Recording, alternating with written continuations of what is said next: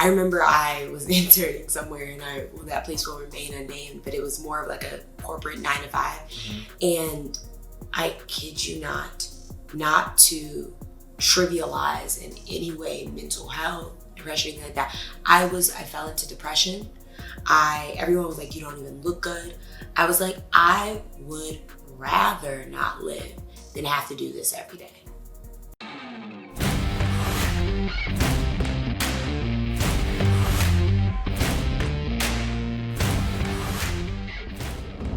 Hey guys, my name is Maura Chanz, and I'm More Than a Dreamer. Just wrapped my interview with Julian. So excited for you guys to check it out. Make sure you guys support the series and know that you too can be more than a dreamer. What's going on, y'all? It's your boy Manifest Wallace. I'm here with Maura Chanz. She's a dope content creator. She's Spellman's sister, actually. And yes. The one thing I love about Maura, I feel like she never takes no for an answer. She's hardworking. She's driven. So how's it going, Maura? It's going great. Thanks so much for taking the time to do the interview. Of course. So can you tell us a little bit about yourself and what you do? Yeah, absolutely. Well, my name is Maura Chanz. I consider myself a multidisciplinary artist at the core. I have a background in on-camera acting, theater as well. And then kind of around high school, I really started producing content and just putting the pieces together, establishing the teams and things like that.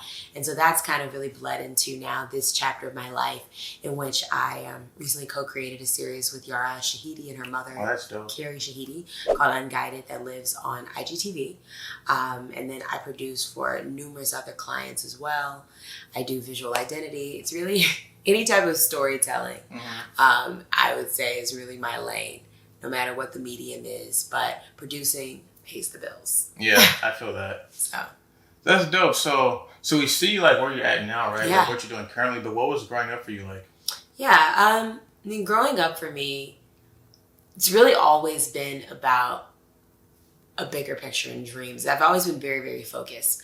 I think I started performing around the age of really out the womb, but performing in what sense? Just putting on shows at the house, putting on fashion shows and doing sketches and things like that. Around 5, I started taking theater a little more seriously. And then around age 9, I was like, I want to do this professionally. And that was inspired actually by meeting Keke Palmer, who has since become a friend and somebody I love dearly. And after seeing Keke do Aquila and the Bee, I was like, oh my God, I want to do this. I want to be that. So I might have been 10, but so I started and I went to an acting camp probably around 12 and 13 here in Los Angeles. And after the camp, I was actually offered the opportunity to sign with, at the time, was one of the top talent agencies for children, Diverse. And ended up moving here with my manager who lived in the Valley and pursued a career in performance up until I went to college at Spelman, where we met. Yeah. And while at Spelman, I really still wanted to stay connected to the arts. So I was interning and volunteering really in every space I could think of that would still allow me to feed that passion. Yeah. So I was working at the Bronzeville's Film Festival, the Black Women's Film Network. We had a Black Public Relations Society. I was interning for Akon at one point. I interned for a creative agency. Yeah, I just always, if whatever my focus was at that moment, it just was figuring out how to put in the work and how to stay connected to that craft in some way. And for me, a lot of people are like, okay, well, if you look at my resume, it's all over. I've done marketing at BET, and I've done, writing and marketing it with Akon, and I'm producing here and things like that. But one thing it's taught me is really to understand the fullness and the vastness of this industry. And now as a producer, there's so many pieces that I'm seeing I can put all together. Just my organization skills, my writing, my different things like that. And sometimes if I don't have a huge crew, I'm coming in and I have to be some of those things. I'm the set designer. I'm all of these things. So it's really all kind of putting all the pieces together. It's the culmination of everything I've ever done. That's dope. Yeah. So when did you actually because we know you started young, but when did you realize that those were your passions? Great question. I think I think I'm unique in this way. I've always known. I just have loved making people smile, cry, just affect their emotions. I think it's kind of a power trip. I enjoy that dynamic of it. That think about it. you can go into or see a movie and leave out different than how you came. Nice. And that art has that capability, regardless of the medium. Sometimes you can see a painting or see different things, a dance performance, and you literally are no longer the same. Mm-hmm. And that's just so powerful. And so I've always been fascinated with that and kind of how art and sound and visuals really can shape the psyche. Yeah. So I think it's really been something, even when I didn't have the language, I think I've always known, like, I love this. Mm-hmm. And no matter what capacity I'm doing it in, if I get to be a part of telling that story, I want to be a part of it. So really, as long as I can remember, and everything I've done since like 8, 9, 10 has been around that goal. That's dope. Yeah. So do you think, because at least to me, there's a difference between passion and purpose. Yeah. You know? So through, going through your passion, do you think you found what your purpose is yet? Or are you still working towards it? I have, for sure. So it's interesting. I always tell people, entertainment is my passion. It's what I love to do. It's what keeps me up. But I think it really is the vehicle for my purpose, which is, more than anything, creating community. Mm-hmm. I think even around art, we're bringing people together. We're starting conversation, or all of these things. And everything I do somehow is bringing and bridging people. Yeah. I actually have a tattoo that's one of my favorites. It says Tribe. And Tribe, I have an organization called Tribe. And our whole purpose is reigniting tribal community amongst women of color. And so entertainment has allowed me the platform. It's allowed me sometimes the leverage, the finance, to be able to create community building activities, create content that is benefiting for the community. So that's my purpose. And I think I discovered that probably around like college. Mm-hmm. It was like, wow, I do all of this and that makes me excited. But I feel like I'm living on purpose when I'm bringing people together. Yeah. So do you feel like having that purpose is really what drives you? Like waking up, it's like, you have that mission? Yeah, I think it is, for sure. I think it's a little bit of both. I mean, I think thankfully I do have the passion, which gets to kind of fuel the purpose. So I wake up to do both. But I think I'm always reminded every day I do get to wake up like, wow, I still get the opportunity to do this. Yeah. I still have time, and I still have opportunity to just connect more people. And I think ultimately we're in very interesting times in the world. And more than anything, I think we need to just come together. Mm-hmm. Speaking of Tribe, when I first not discovered the word, but really started learning about tribal communities, I was just really taken aback, and I discovered a book called Tribe by an author named Sebastian Junger. And Sebastian Junger is a war veteran. Well, no, he's a war journalist. And the book talks about how most veterans prefer active duty than civilian life because of the nature of tribalism and just how important that is. And then it kind of really talked through like 9/11 and the Holocaust and all of these really grave disasters, and how the coming together as people, a lot of times when you hear recaps of the stories, like, it was terrible and the acts were awful, but people felt closer to others than they ever have felt. Yeah.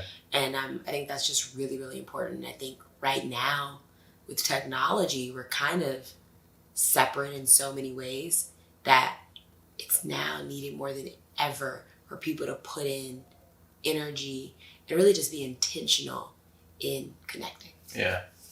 I love it. That was dope. That's deep. Thank you. So since like that's like because I feel like we all have like ideas or find like our purpose or know what it is, but what for you specifically keeps you driven? Because it's hard, like you want to form this tribe, Yeah. but it's not easy, so what has kept you so driven and so focused on just making sure that like you keep working on that vision of bringing people together?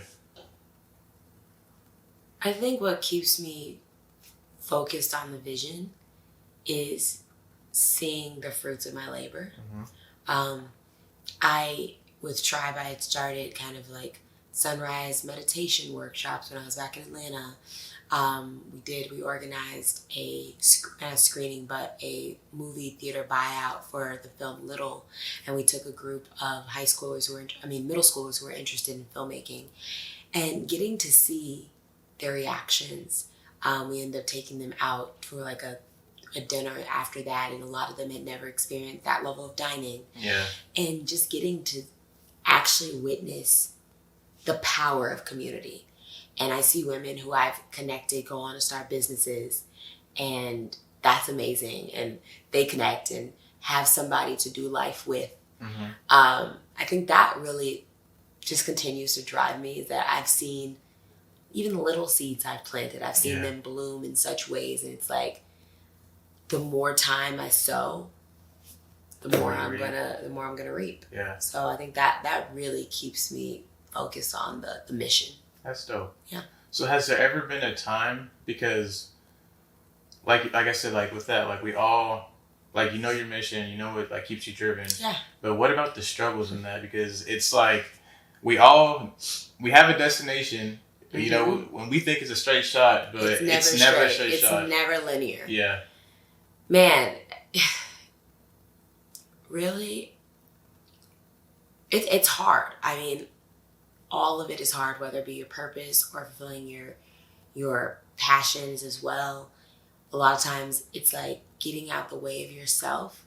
As a creative, sometimes I'm trying things that just haven't been done before. Mm-hmm. I remember when we first were starting to do Unguided for Yara, and I'm like, I want to do a series, and I don't want her to speak to camera directly. So a lot of episodes she doesn't, and it's matched with VO. And I'm like, is this even going to be engaging? Like, is anybody going to sit here and like listen to her voiceover over some images? And it was having to like silence that voice in myself, silence that fear, and just try it anyway. Mm-hmm. But I think more than anything, it's getting the mindset right.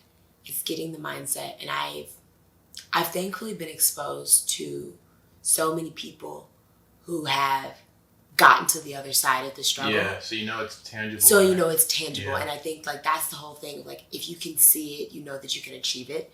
And I think for me, that keeps me going, is that I've seen it. Like, I know that if I just don't stop, as cliche as that is, mm-hmm. it'll happen. Yeah. It's like, I'm gonna get it, or I'm gonna die trying. Yeah. Like, there's only two options. It's gonna happen, or I'm gonna die first. Yeah.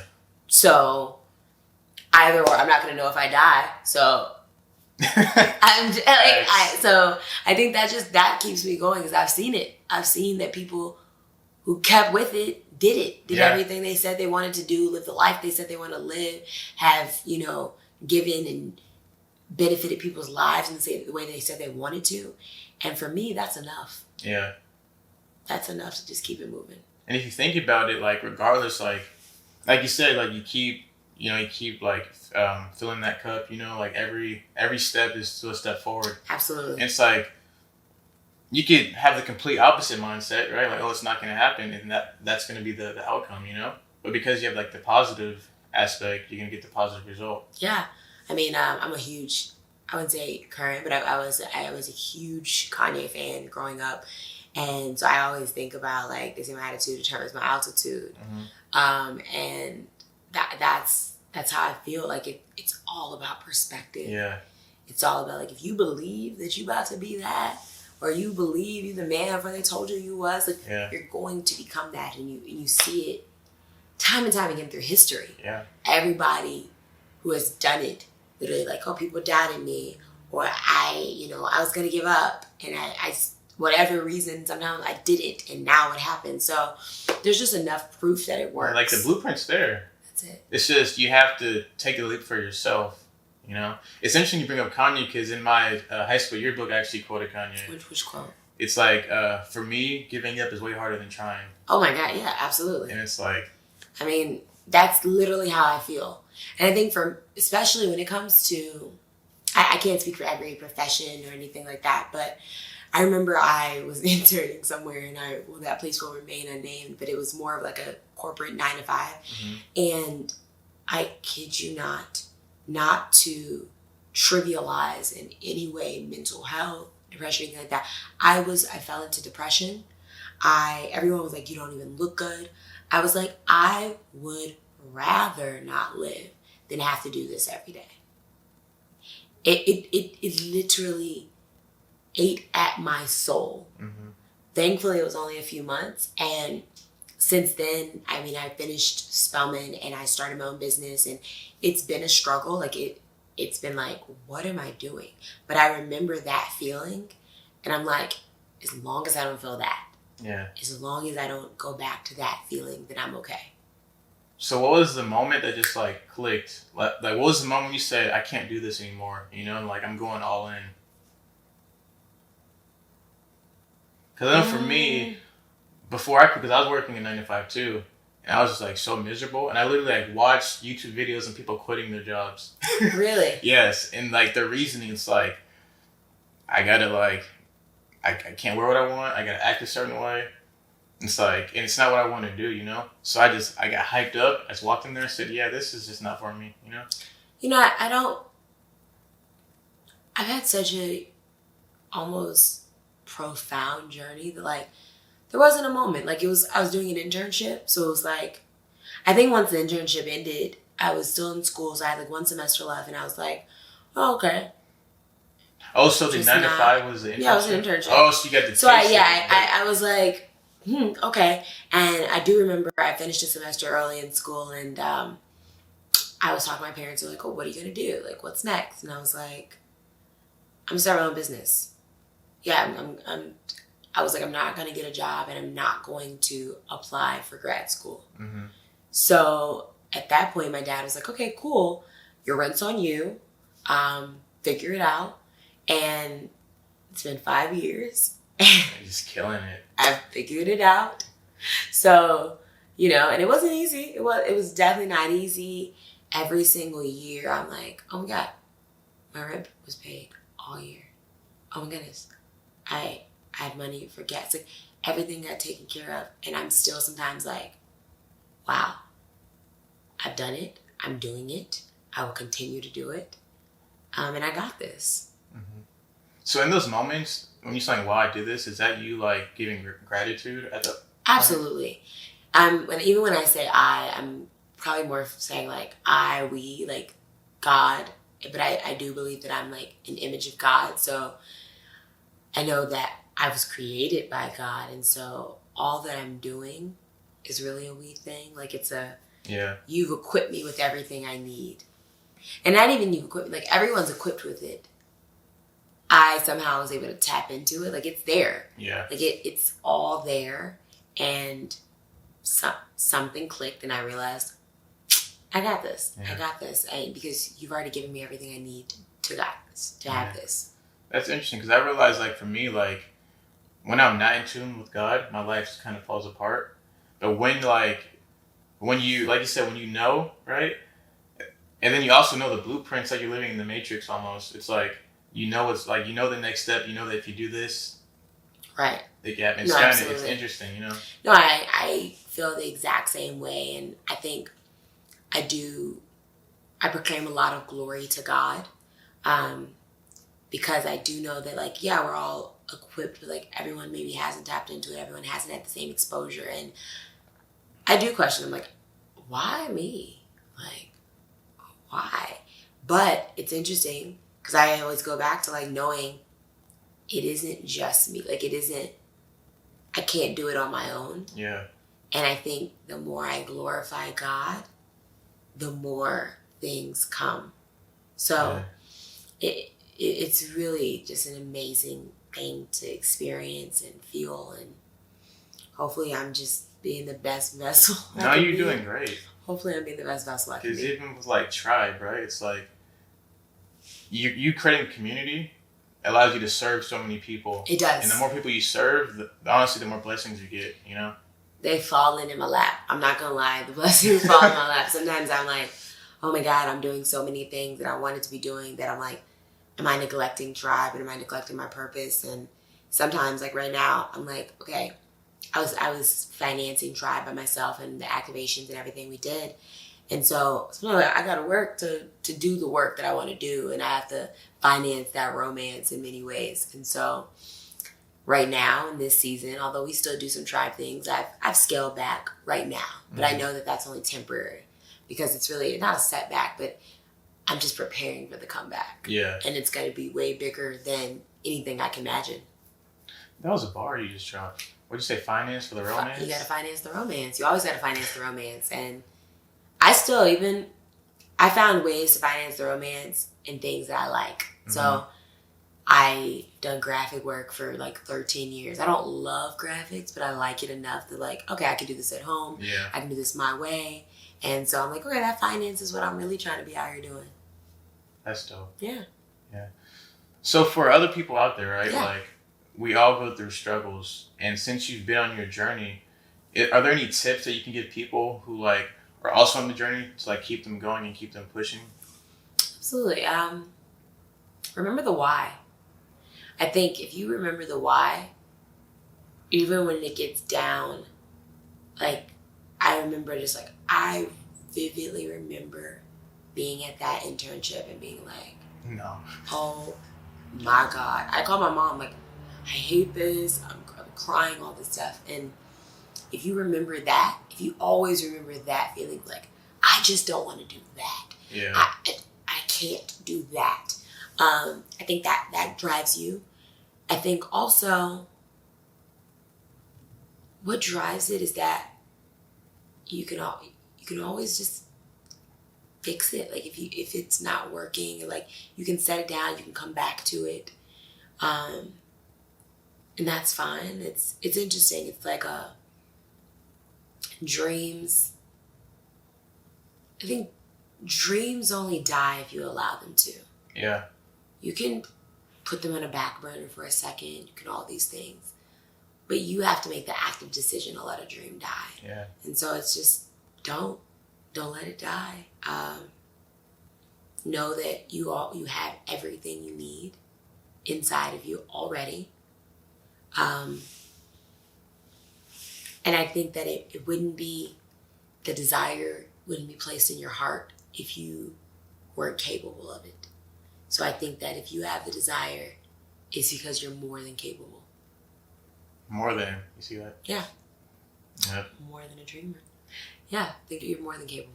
Yeah, and if you don't use it, you lose it. Yeah. And at that point, when you know there's something you're supposed to do and you settle for something, that's when you get depressed. Like, imagine if you did take that 9-to-5 job, right? And then just thinking about what could have been. Yeah. And you would be miserable, you know? And that's why I feel like so many people are miserable, because they have that gut feeling of this is what I should. It's resentment, and it's resentment. You resent yourself. You resent yourself. You wish you could have done it differently. But, I mean, if we're going to quote Kanye, you can still be who you wish you is. Yeah. It ain't happened yet, and that's what intuition is. Yeah, you could still be who you wish you are. And at any moment, if you're out there and you're like, I hate my job, I hate my life, change it. Now you have the time right now. Just do something each day to work towards that change. That's dope.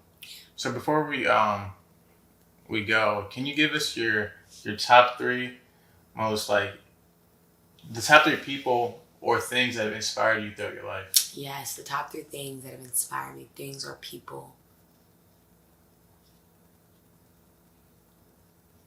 I think my parents, I know that's a very cliche answer, but my parents have kind of similar but different ideologies. My dad is like, if you don't make money, it don't make sense, like, and hustle hard. And my mom is like, look good and have fun. And I've somehow been able to like marry the two. Like, I'm gonna make money, but I'm about to be having a good ass time while I do it. So I think that they've definitely inspired me in that outlook.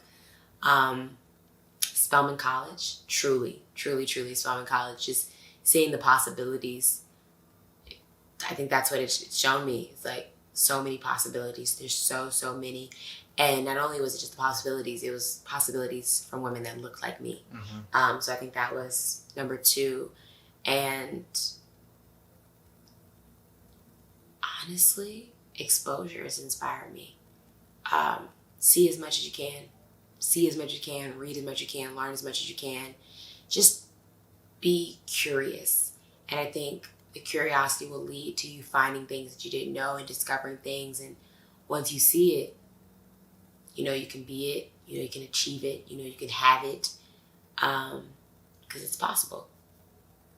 Well, dope. That was awesome. Thank you. That was really awesome. Thank you. Is there anything you want to say?